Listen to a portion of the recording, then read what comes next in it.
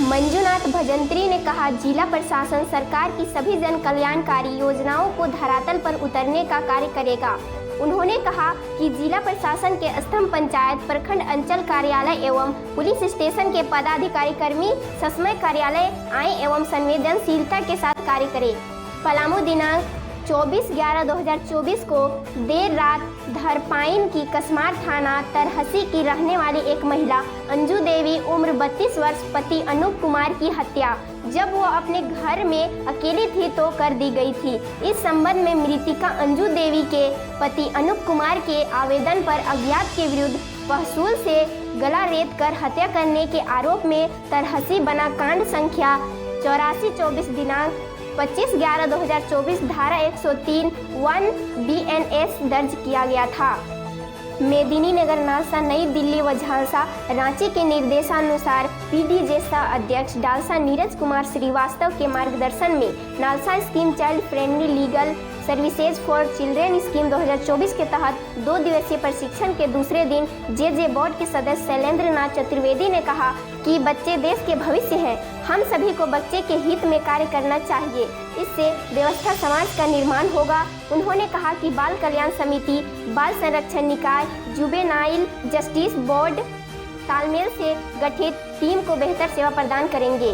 झारखंड सरकार के कैबिनेट के फैसले के बाद दिसंबर से राज्य की 57 लाख महिलाओं के खाते में 25-2500 रुपये भेजने की तैयारी समाज कल्याण विभाग कर रहा है। विभागीय अधिकारियों ने बताया कि नवंबर माह में सबके खाते में राशि भेज दी गई है। 11 दिसंबर तक खाते में आ जाएंगे पैसे। अधिकारियों ने कहा कि योजना के तहत निबंधन की प्रक्रिया भी लगातार चल रही है। दिसंबर महीने में 57 लाख से अधिक महिलाओं की संख्या योजना के लाभों के रूप में हो सकती है।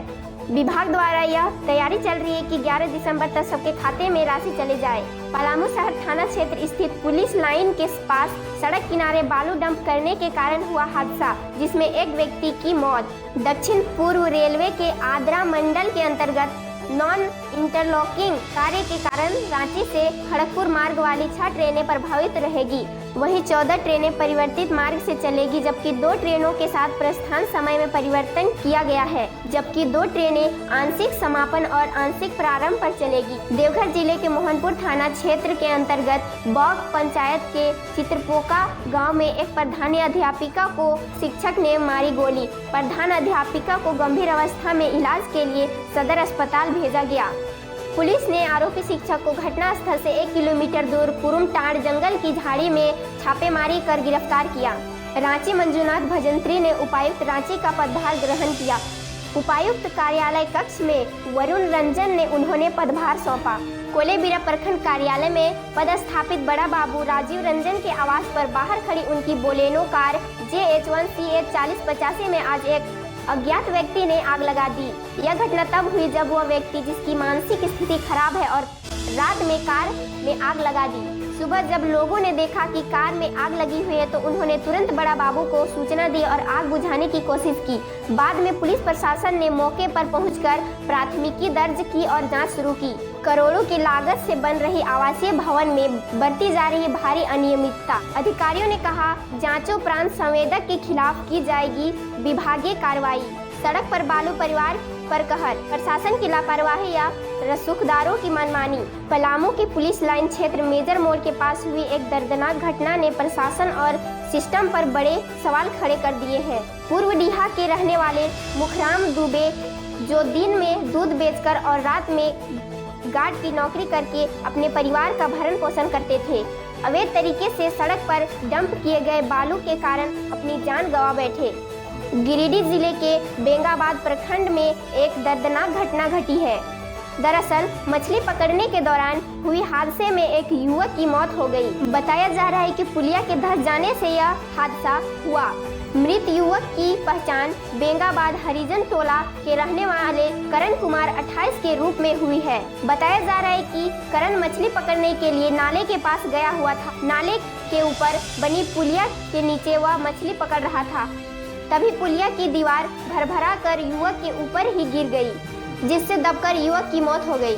खूंटी जिले में सड़क निर्माण कार्य में गाड़ियों में लगाई गई आग, जांच में जुटी पुलिस। खूंटी जिले के तोरपा थाना क्षेत्र के केतारी मोड़ के समीप सड़क निर्माण कार्य में लगी गाड़ियों में आगजनी कर दहशत फैलाने की कोशिश की गई। देर रात खूंटी सिमडेगा मुख्य पथ से आधे किलोमीटर दूरी पर इस वारदात को अंजाम दिया गया। शिव कुमार साहू कंस्ट्रक्शन के द्वारा केतारी मोड़ से सोनपुर गढ़ तक 11 किलोमीटर सड़क का निर्माण 4.75 करोड़ की लागत से हो रहा है।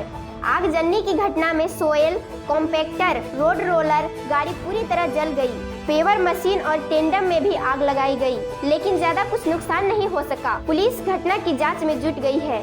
सरकारी शराब की दुकानों में MRP से ज्यादा कीमत वसूलने की शिकायत, अधिकारियों ने ग्राहक बंद खरीदे शराब, तब मामले का हुआ खुलासा। उत्पाद विभाग के 6 दरोगा निलंबित। झारखंड के सरकारी शराब दुकानें में MRP से ज्यादा कीमत पर शराब बिक्री को नियंत्रण नहीं करने के आरोप में लोहरदगा जिला के उत्पाद विभाग के 6 दरोगा निलंबित। झारखंड के सरकारी शराब दुकानों में MRP से ज्यादा कीमत पर शराब बिक्री को नियंत्रित नहीं करने के आरोप में लोहरदगा जिला के उत्पाद अवर निरीक्षक मंजूर आलम अंसारी को उत्पाद विभाग ने किया निलंबित। साथ ही साहेबगंज अवर निरीक्षक पंकज कुमार, रांची अवर निरीक्षक श्री प्रकाश मीन्स, दिलीप कुमार शर्मा, बोकारो के अवर निरीक्षक सनी विवेक तिर्की और धनबाद के अवर निरीक्षक अमित कुमार गुप्ता को उत्पाद विभाग ने किया निलंबित।